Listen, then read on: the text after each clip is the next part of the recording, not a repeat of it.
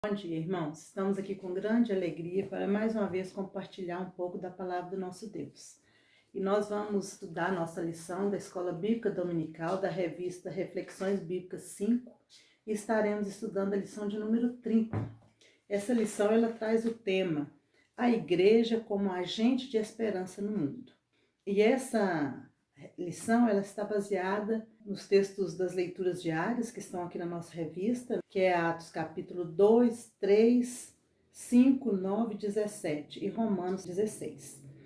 E aí, irmãos, vamos pensar nesse tema. A igreja como agente de esperança no mundo. Quem são a igreja? Nós, os servos do Senhor Jesus. Como agente é aquele que age, aquele que leva a mensagem. Que mensagem é essa? É a mensagem de Deus, a mensagem de salvação no Senhor Jesus. É essa mensagem de esperança no mundo. Aquelas pessoas que ainda não aceitaram Jesus como Salvador. Essa é a proposta da lição de hoje que o autor trouxe para nós.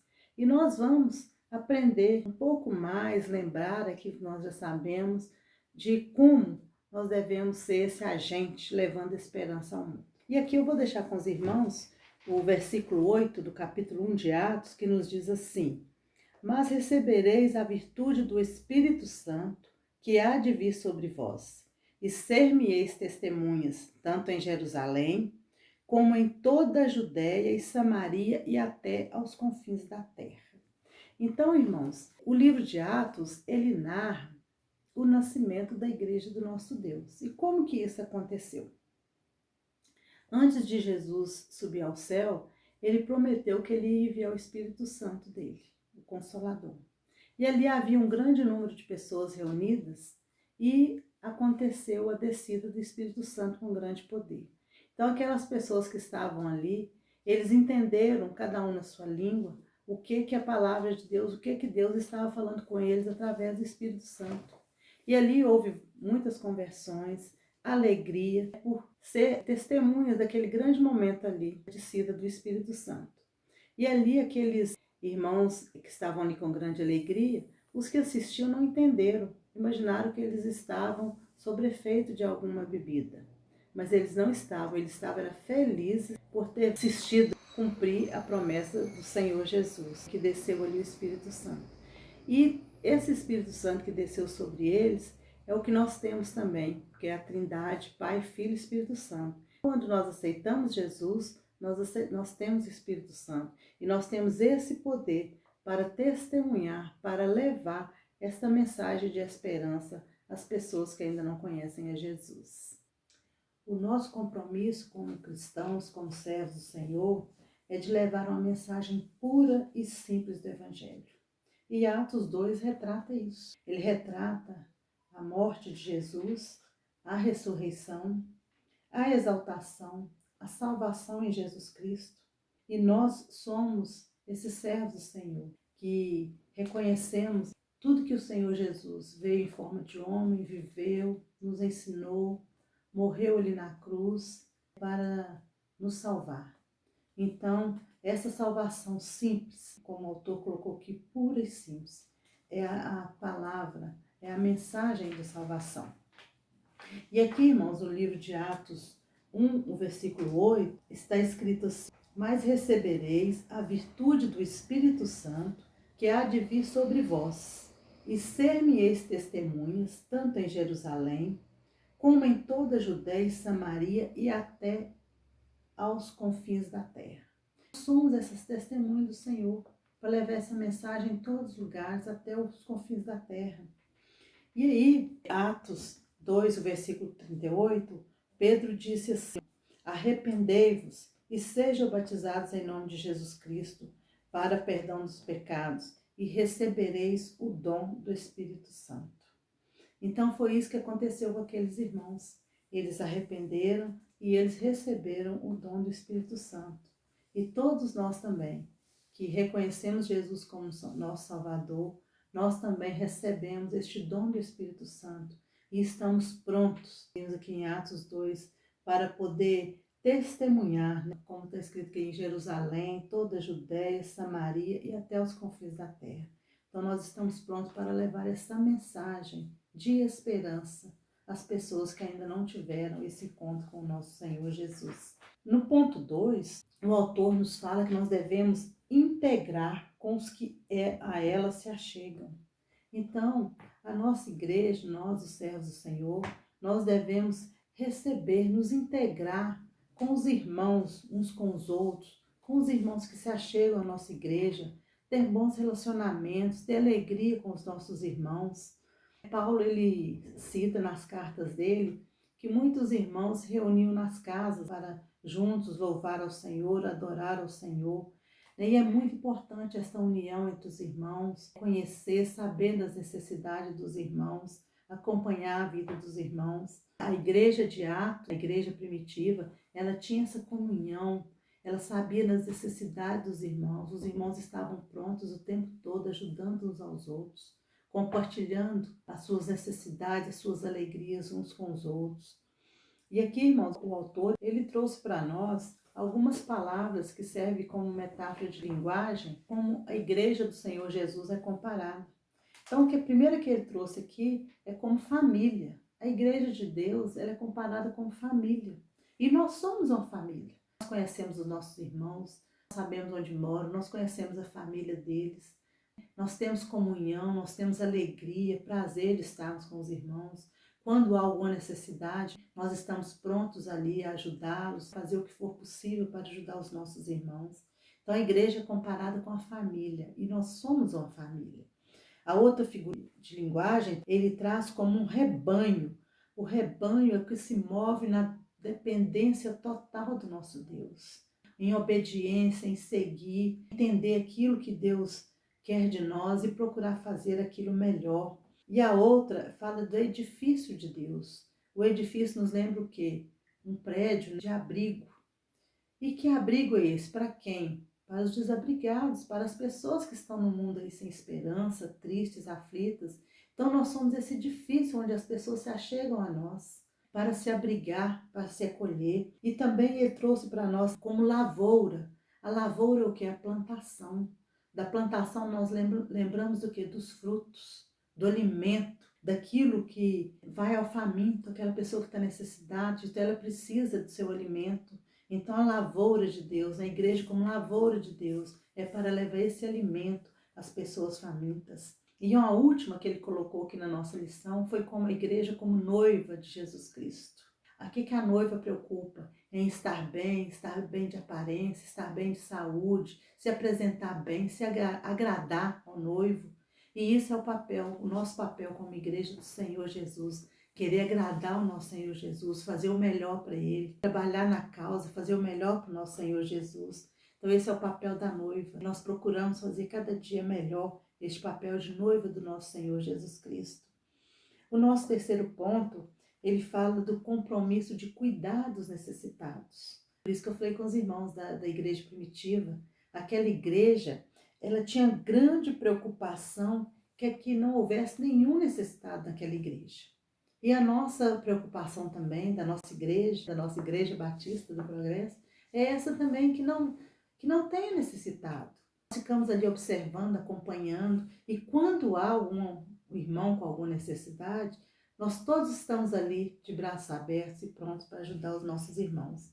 Todas as áreas, seja na área espiritual, na área material, na emocional, quantas necessidades existem? A igreja do Senhor Jesus, ela preocupa em suprir todas as necessidades, né, dos irmãos ali, da nossa comunidade. Nós devemos também procurar ficar atentos a estar sempre ajudando, a contribuindo com a nossa igreja, com os nossos irmãos, sendo testemunhas do nosso Deus. Porque quando a igreja age assim, aí ela demonstra que ela é uma verdadeira igreja. E é isso que nós queremos ser, né? Uma igreja verdadeira, uma igreja do nosso Senhor Jesus Cristo. O nosso quarto ponto fala de termos o compromisso de ter coerência entre a pregação e a vida. Ou seja, viver aquilo que nós pregamos. Então, nós, como servos do Senhor, nós precisamos testemunhar com a nossa vida, mostrar às pessoas quem somos realmente. Porque o autor, ele trouxe que nós temos inimigos de nossas almas. E segundo o escritor, colocou que são 3 estratégias dos opositores do povo de Deus para destruí-los. E que estratégias são essas?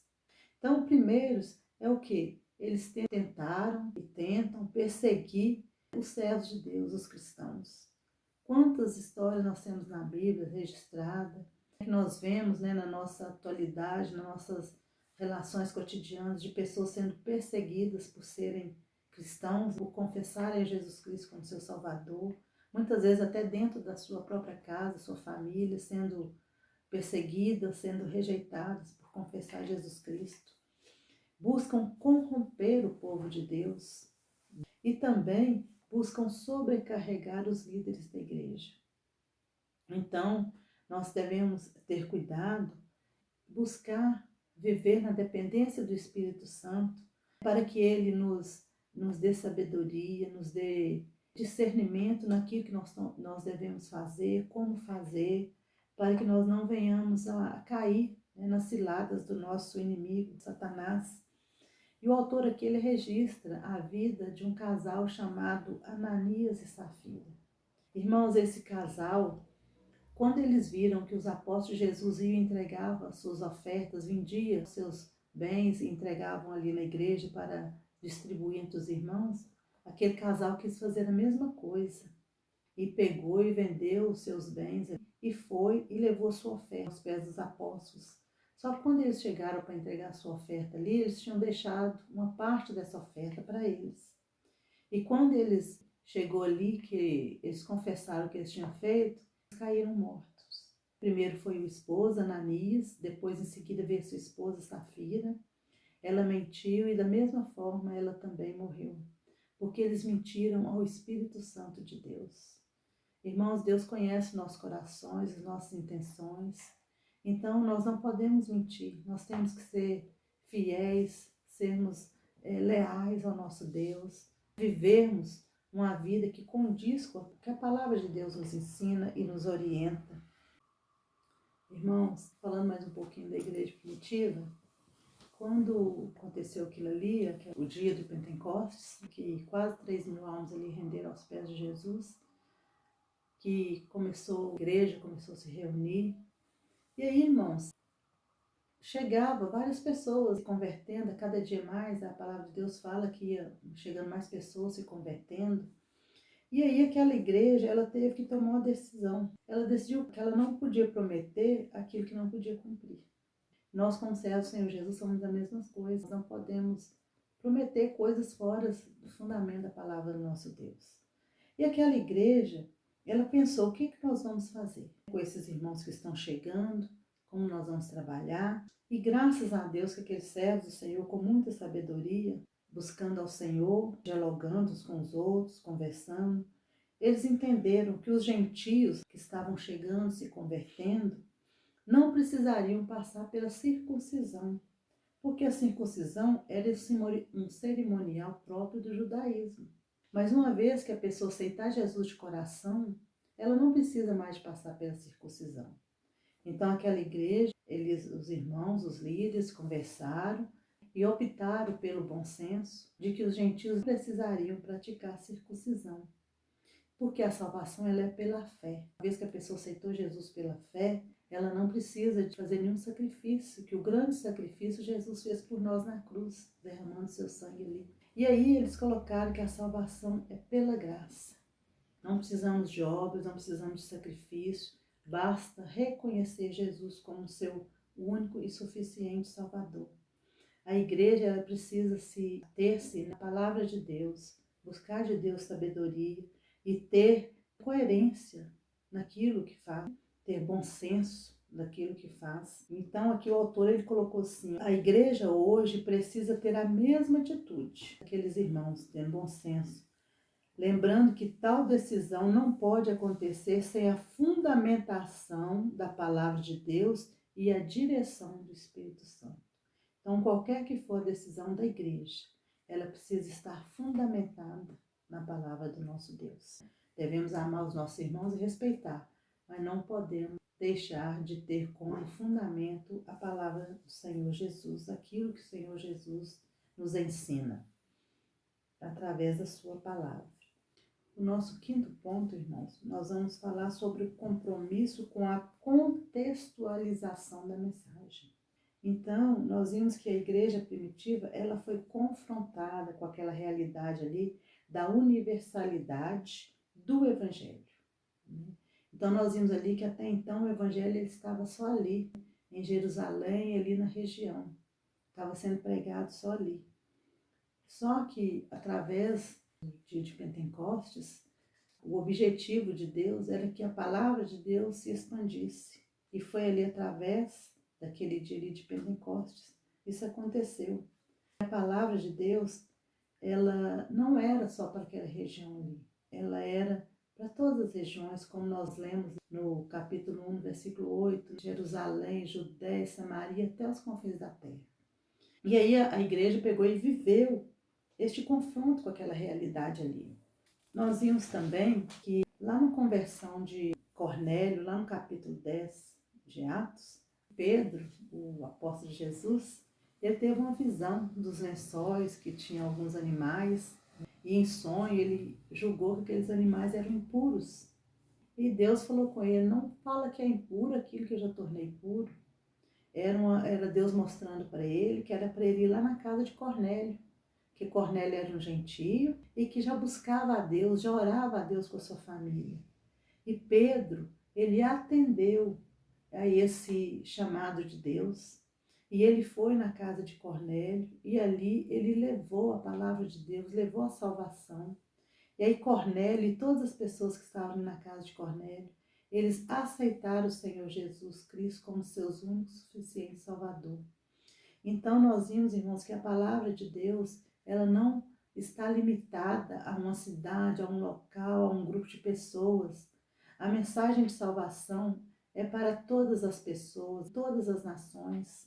Então é o nosso compromisso, é o nosso dever de pregar, de falar, de testemunhar, de viver esse evangelho, para que as pessoas que estão sem esse Jesus, sem a salvação, para que elas possam ser alcançadas, que elas possam ter esperança. Nós sabemos que a nossa vida aqui nessa terra, ela é passageira, mas a vida eterna, nós temos que tomar uma decisão, todas as pessoas, elas precisam tomar uma decisão sobre a vida eterna. Vai ser com Jesus ou não? Então nós temos que falar e pregar para que as pessoas tenham a oportunidade de aceitar a Jesus. Então essa é a nossa oração, é a nossa alegria de ver as pessoas aceitando ao Senhor Jesus. Agora nós vamos à conclusão da nossa lição. Tem uma pergunta aqui. Queremos ser esperança para o mundo? Claro, queremos ser esse agente, essa esperança às pessoas que ainda não aceitaram Jesus. Então, o que nós precisamos fazer? Precisamos pregar a mensagem pura e simples, precisamos acolher os nossos irmãos, ajudar os nossos irmãos e também ter coerência e bom senso naquilo que fazemos. E, de uma forma, seguir o exemplo da igreja primitiva. O que a igreja primitiva fazia, que nós estudamos aqui na lição? A igreja primitiva, ela gostava de aprender. Nós também precisamos gostar de aprender cada dia mais da palavra de Deus. Que quanto mais nós soubermos, mais nós vamos falar. E a igreja gostava também de ajudar. A igreja amava, a igreja tinha grande amor uns pelos outros. Nós precisamos disso também. Ter amor, amar os nossos irmãos, ter alegria em ajudar, em compartilhar. A igreja também adorava a Deus. A igreja primitiva, ela tinha prazer em adorar a Deus. E nós também, nós temos este prazer, essa alegria de adorar o nosso Deus. E é uma alegria que não tem como mensurar. A nossa grande alegria de adorar o nosso Deus. E como servos que adoram Deus, nós precisamos também de evangelizar, de levar as boas novas, a salvação a este mundo. Deus nos abençoe. E aquilo que eu não falei, que Deus possa completar no coração de cada irmão e que nós possamos cada dia continuar caminhando com o Senhor, na presença do Senhor, fazendo a obra dele com grande alegria. Porque como a palavra de Deus fala, que o nosso trabalho não é vão no Senhor.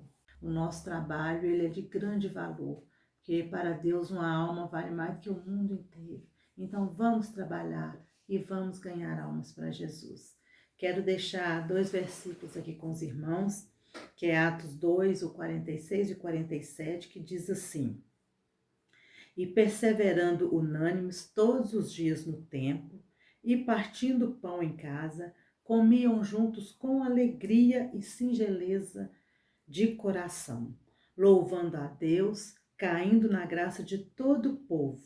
E todos os dias acrescentava o Senhor à igreja aqueles que se haviam de salvar.